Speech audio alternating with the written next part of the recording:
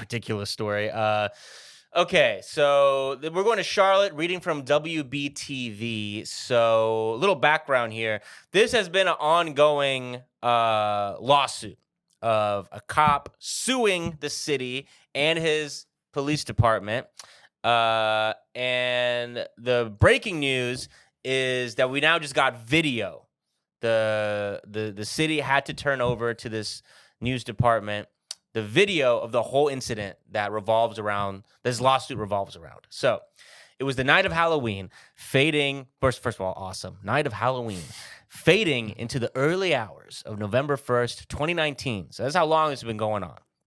The FBI task force alerted CMPDs as Charlotte that they would be executing a search warrant in their jurisdiction and asked for blue light perimeter support. A supervisor pulled 2 officers from a lower priority call and sent them over. The CMPD officers had minimal instructions. Then CMD officer Let me read that again. The CMPD officers had minimal instructions, then CMPD officer Heather Loveridge would later say in deposition.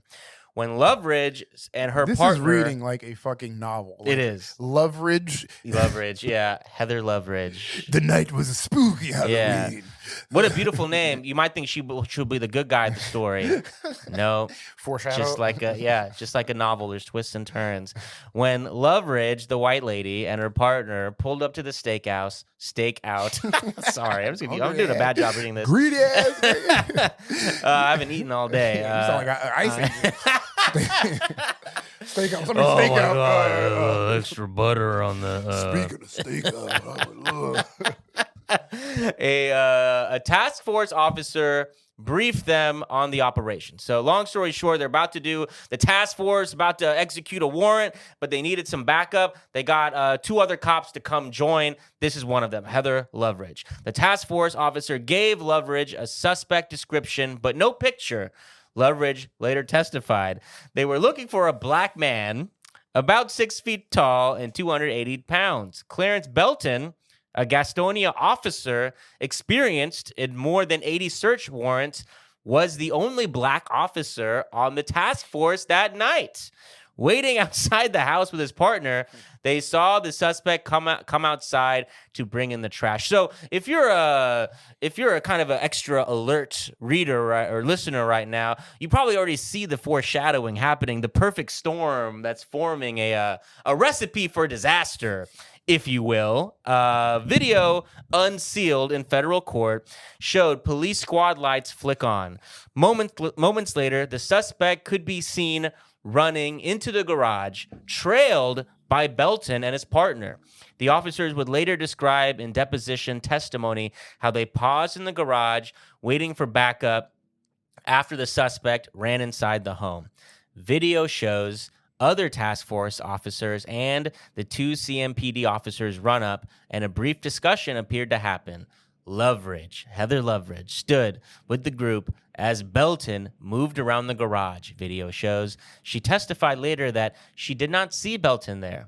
The task force decided to take a battering ram to the door. As the door came down, Belton said he saw a woman standing there in a shooter stance with a gun trained on him. Oh my God. In the video, taken from a garage surveillance system, the initial shooting happened just off screen, but can be heard on Loveridge's partner's body cam. Her partner had left the garage to provide cover behind the house. So basically, they knocked over the door, and Heather Loveridge, with her description she got with no picture, black man, saw a black man. I'm imagining saw a silhouette of a black man, and her training kicked in. And next thing you know, they're in a shootout.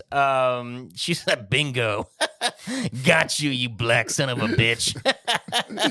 That's all I needed. That's all I needed. Identify. Bag of chips. Yeah, they're trying to brief her. They're like, "Suspect is a black." Got it. Yeah. No. I'm saying he's a black, loud and clear. I know you're wasting my time now, sir. With all due respect.